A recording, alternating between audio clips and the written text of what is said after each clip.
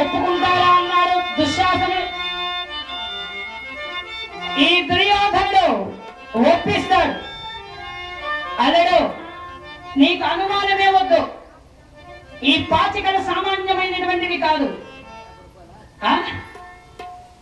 నీవు ఎంత అడిగితే పంజము అంత వేయగలిగే సత్తా నాకుంది. ఎంత కావాలో అడుగు. ఎంత కావాలి? 1, 3. బాగా వినండి. 1, 3 అడిగేడిన ఈ పాచికలు కూడా అంతే పడుతుంది.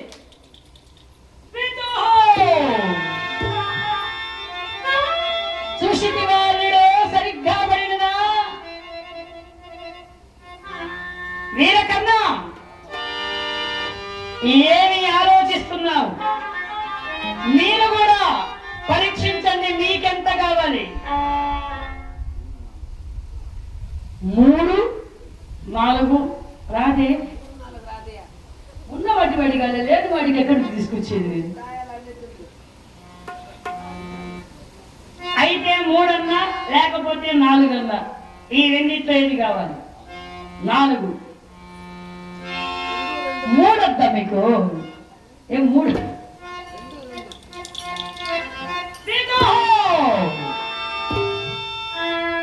ఏం దుశ్శాసన, ఏమి సందేహిస్తున్నావు? నిన్న చివరిగా అడుగుతున్నాననే చెప్ప పంజము నీకెంత వేయమంటావు? 2, 3.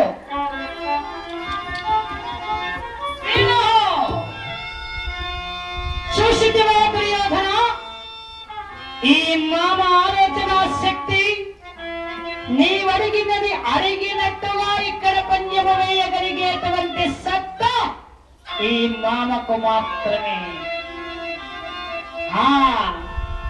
ఇదే మన తక్షణ కర్తవ్యము. ఇప్పుడే వెళ్ళి మా తండ్రి గారిని ఒప్పిస్తాను, తక్షణమే పాండవులను రప్పిస్తాను.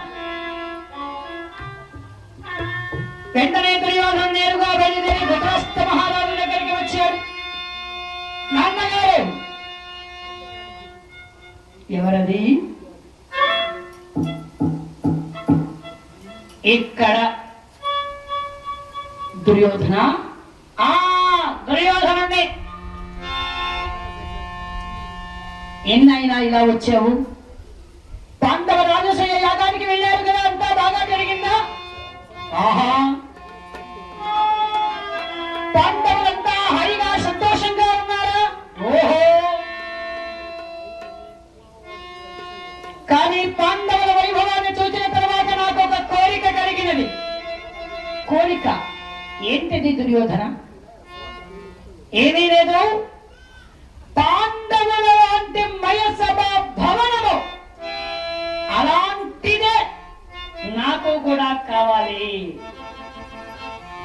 అతడు మయసభ మెచ్చి మయుడు కట్టించి ఇచ్చాడు. మరి అలాంటి సభాభవనం అంటే నా కోసము భవనాన్ని నిర్మించరా? అయ్యయ్యో, నా బిడ్డవైనటువంటి నీవు కోరిన తరువాత కాదంటానా దుర్యోధన? వెంటనే నిర్మిస్తాను. మాసము లోపల అంటే నెల రోజులలో భవనం పూర్తయిపోవాలి. అంతేకాదు, ఆ భవనం ప్రారంభోత్సవానికి సపరివార సమేతంగా జూద ఆహ్వానంగా పాండవులను ఇక్కడికి రప్పించాలి. ఇది నా కోరిక. తప్పకుండా నీ కోరిక నేను నెరవేరుస్తాను. వెళ్ళిపోయాడు అక్కడి నుంచి దుర్యోధనుడు. వెంటనే విదురుని పిలిచారు ధృతరాష్ట్ర మహారాజు గారు. కోరక నా బిడ్డ ఒక కోరిక కోరికారు కాబట్టి నాయన విదుర దేశ విదేశాల నుంచి రప్పించి అనేకమైనటువంటి శిల్పాలతో అత్యద్భుతమైనటువంటి ఒక సభా భవనాన్ని నిర్మింపజేయండి. అనంతరం అనేక శిల్పాలను కూడా రప్పించి సకలాలు ఇస్తూ ఉన్నారు. ఆడుతూ పాడుతూ ఆడండి, పాడండి, వాయించండి.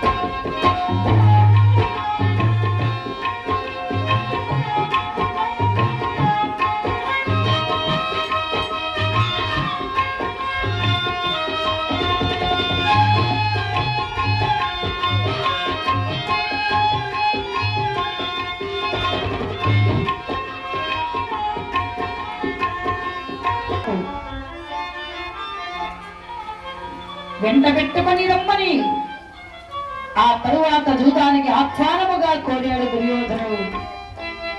ముందుగా భవనం నిర్మించాలి.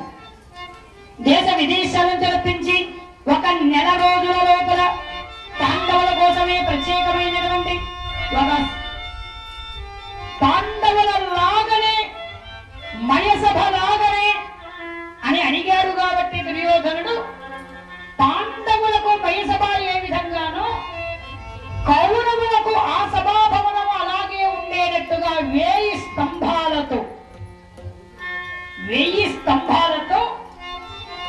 అద్భుతమైనటువంటి ఒక సభా మండపాన్ని నిర్మింపజేశాడట దుర్యోధనుడి కోసమై ధృతరాష్ట్రుడు. 1 నెల రోజుల్లో పూర్తయిపోయింది. ఎంతమంది శ్రమించుంటారు, ఎంతమంది కష్టపడి ఉంటారు. చూడండి, పంతం వస్తే రాజులు ఎలా ఉంటారంటే ఇలా ఉంటారు. ఆ తరువాత ఫలితం కూడా అలానే అనుభవిస్తారండి. ఆ తరువాత ఇదిరా జరిగిన దాని దృష్ట్యా పాండవులు హస్తినాపురానికి రావడానికి ఆలోచిస్తారేమో, నేనే స్వయంగా రమ్మని పిలుస్తున్నానని చెప్పి నీవు వెళ్ళి కుంతిని, పాండవులను, కోడళ్లను, మనవళ్లను, పరివారాన్ని అందరినీ వెంట పెట్టుకుని స్వయంగా తీసుకురా. పైగా ధర్మరాజుకి జూదం అంటే చాలా ఇష్టం. జూదానికి నేను రమ్మన్నానని చెప్పు అని చెప్పి విదురుణ్ణి పంపించాడు ధృతరాష్ట్రుడు. ఆ విదురుడు బయలుదేరాడు. పరమాత్మ, పాండవులు ఇప్పటిదాకా ఎంతో సంతోషంగా హాయిగా బతుకుతున్నారు. వాళ్ళ జీవితాలు ఏదో కల్లోలాలు రేపడానికే ఈ దుర్యోధనుడు ఈ ప్రవర్తన చేస్తున్నారు. నా బిడ్డలైన పాండవులకు ఏ కష్టము కలగకుండా నీవే కాపాడవయ్యా స్వామి. కృష్ణ వాసుదేవా. పావన గురు పవన పురా ఈశమాశ్రయే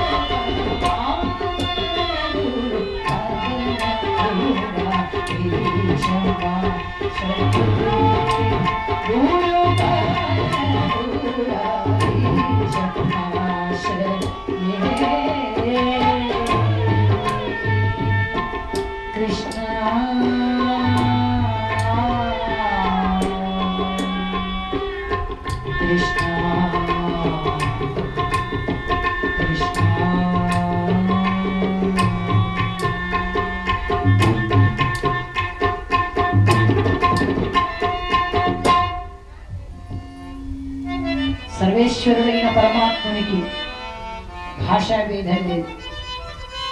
పురందరదాసు గారు ఎన్నో కీర్తనలు రచించారు స్వామిపై.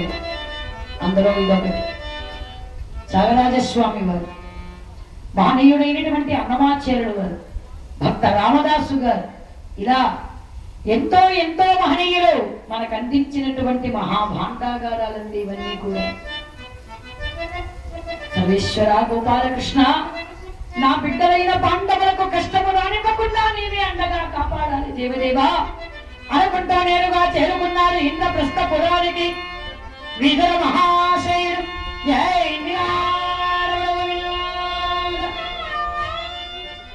భారతం అయిపోతున్న కొద్దీ గోవింద మార్చేస్తున్నారు, తగ్గించేస్తున్నారు. అయిపో కొద్దీ పెంచాలి, ఎందుకంటే అయిపోతుంది కాబట్టి. నేనేమో అయిపోతుందా కాబట్టి ఇంకా ఎలాగో ఆ రోజుల్లో మర్చిపోవాలి కదా, కథ అయిపోతుంది, గోవింద అనే పని లేదు కదా. పరాత్పరుడు భగవంతుడు మనకి నోరిచ్చింది భగవన్నామస్మరణ చేయడానికే అండి. నేను గోవిందా అని గట్టిగా అంటే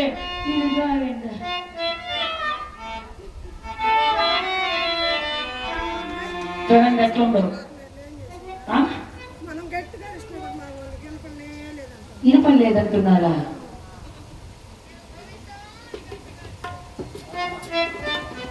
ఒక్కసారి మరికొక్కసారి పరమాత్మేశ్వరుడు ఏడుకొండలవాడ వెంకటరమణ గోవింద. చూడండి ఎంత ఆనందంగా ఉంది. ఇది కదా మనకు కావలసింది. భగవంతుడు నేను ఎన్ని కోట్లు ఖర్చు పెట్టారు, ఏం చేశాడు రా అని అడగడు. ఎంత భక్తితో నన్ను పిలిచాడు రా అని అడుగుతాడు. అంటే అరవాలండి పిలవడానికి అనొచ్చు. ఎప్పుడు అరుపు వస్తుందంటే ఏది సంకోచించుకున్నా ఉన్నప్పుడు గట్టిగా అంటాం. పక్కన వాడు ఏమన్నా అనుకున్నప్పుడు గోవిందా అన గోవింద అనేటువంటిది పక్కోడు చూస్తారేమో అని. గోవింద అనేటువంటిది మన కోసం భక్తితో అనేటువంటిది. దీనికి దానికి ఎంత వ్యత్యాసం ఉందో చూడండి. పరంధాముడైనటువంటి పరమాత్మ నీవే రక్ష పాండవులకు నీవు ఇంద్రప్రస్థపురం చేరుకుని, చిన్న ఇంతకాలం నిన్ను రమ్మని పిలిచినా రాలేదు. ఇన్నాళ్లకు బిడ్డల పైన నీకు ప్రేమ కలిగిందన్నమాట. లేదు నాయన, ఇప్పుడు కూడా నా రాకకి కారణం అన్నగారు, మీ పెదనాన్నగారు నన్ను ఇక్కడికి పంపించారు. త్వరగా మీరు బయలుదేరాలి హస్తినాపురానికి.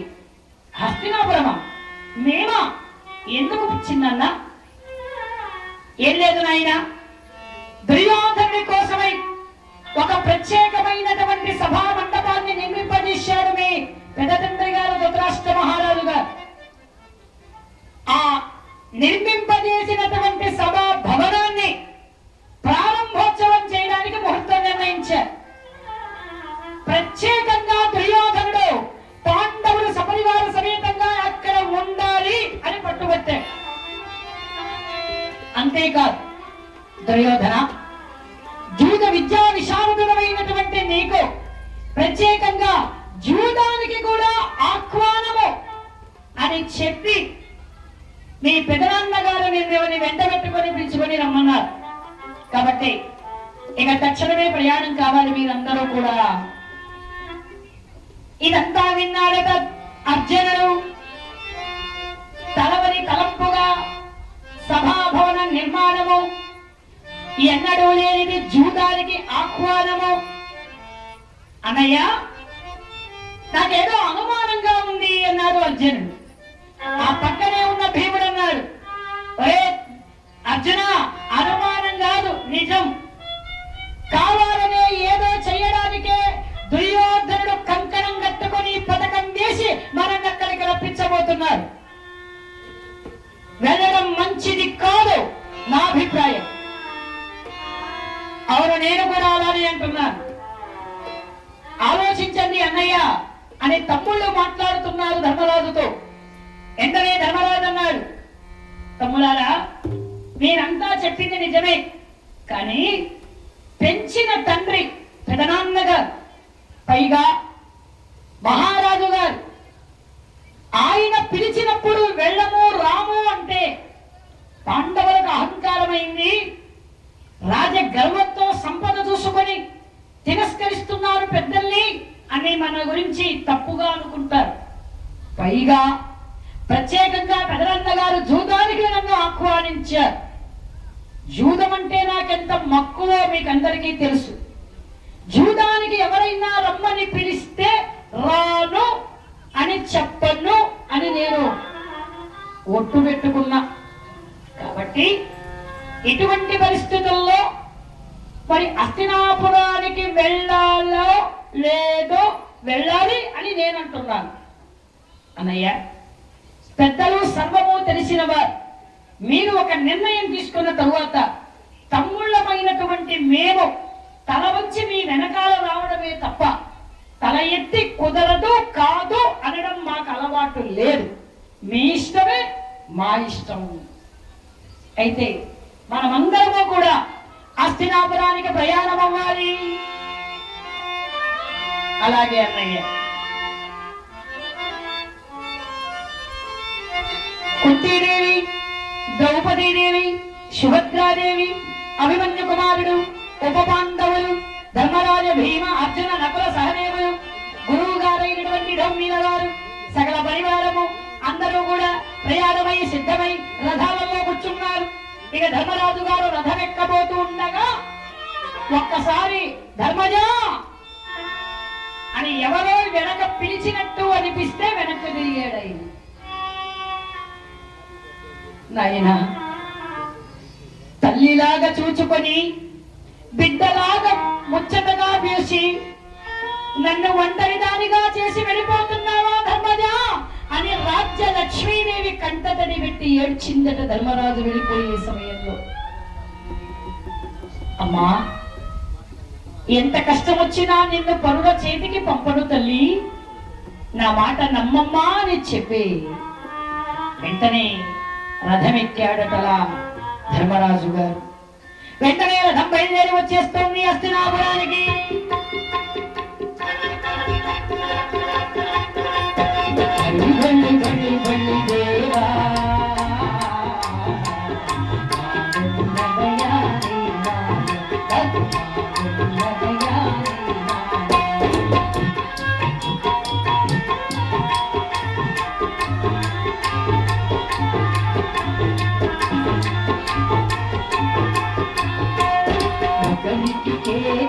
ఒకరికి మోదం అకలం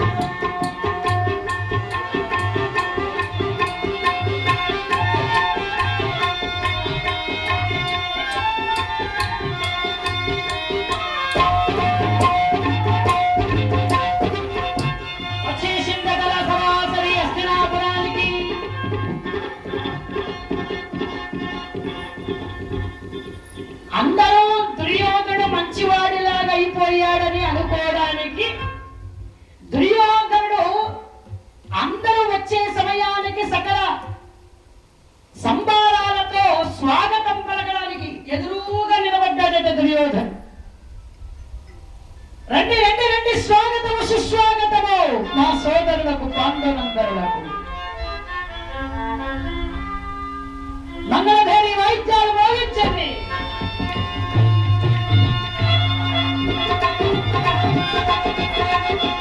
ధర్మరాజ, దేవసేన, అర్జున, నకుల, సహదేవ, అమ్మ, పెద్దమ్మ రండి.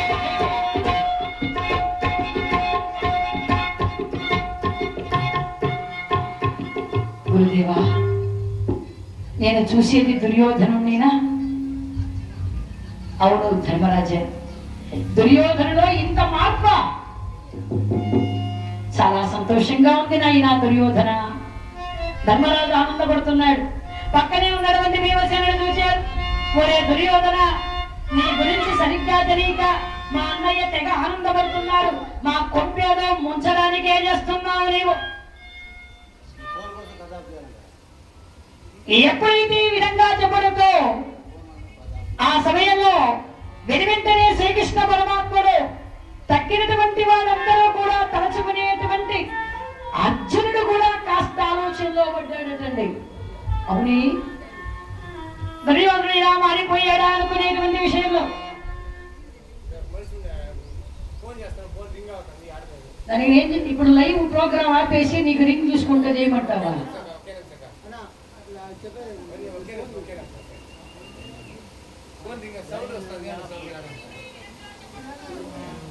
బలాత్మరుడైనటువంటి గోపాల దేవుడి కంటే గొప్ప మంచి మనసుతో ఉన్నట్టుగా దుర్యోధనుడు నాకు కనిపిస్తున్నాడు అని సంతోషంతో పాండవులు నిజమని నమ్ముకున్నారట.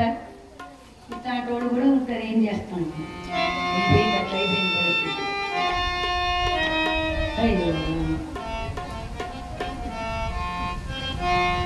బలాత్మరుడైనటువంటి పరమాత్ముడు ఇన్నాళ్లకు మా మీద దయదలిచి నా తమ్ముళ్ళైనటువంటి దుర్యోధనుని మార్చేశాడే అని చాలా సంతోషపడుతున్నాడట ధర్మరాజుగా. ఆటలు పాటలు విందులు వినోదాలు హాయిగా చక్కగా ఉన్నారట. పాండవులు కౌరవులు కలిసి మెలిసి చూసిన వాళ్ళందరూ కూడా దుర్యోధనుడు ఇంత మంచిగా మారిపోయాడా, అన్నదమ్ములు ఇలా కలిసిమెలిసి ఉంటే ఎంతో బాగుంటుంది, కథల పండుగగా ఉంది అని ఆనందపడుతున్నటువంటి తరుణంలో ప్రత్యేకంగా నిర్మించేటువంటి సభా మండపాన్ని ప్రారంభోత్సవాన్ని చేశారు. ఆ ప్రారంభోత్సవం అయిపోయిన తరువాత అదే భవనములో సభ ఏర్పాటు చేశారు దుర్యోధనుడు. ఆ సభాభవనములో ధృతరాష్ట్ర మహారాజు గారు, విదురు మహాశయుడు, భీష్మద్రోణ కృప, అశ్వత్థామాది గురువులు, శతసౌర సమన్వితులైనటువంటి కర్ణ దుశ్శాసనాథనాథులతో, శకునితో, దుర్యోధనుడు, ధర్మరాజ, భీమ, అర్జున, నకుల, సహదేవుల పంచ పాండవులు, బ్రాహ్మణ, క్షత్రియ, వైశ్య, శూద్ర సకల వర్ణాధికారముల కలిగినటువంటి సభాభవనములో అందరూ కూర్చొని ఉండగా, అందరూ చూస్తూ ఉండగా ధర్మరాజుని అన్నా అని పిలిచాడు దుర్యోధనుడు. ఒక్కసారి ఆ మాట వినగానే అందరూ బొమ్మల్లాగా అయిపోయారు. దుర్యోధన, ఇప్పుడు నీవు ఏమన్నావు? అన్నా. ఇంతవరకు నీ జీవితంలో ఎప్పుడు నన్ను అన్నాని పిలవనే లేదు. ఈ రోజు నీవు అన్నాని నోరారా పిలుస్తుంటే ఈ ధర్మరాజుకి ఎంత ఆనందంగా ఉంది నాయనా. ఏమిటో చెప్పు తమ్ముడు. అనగా నేను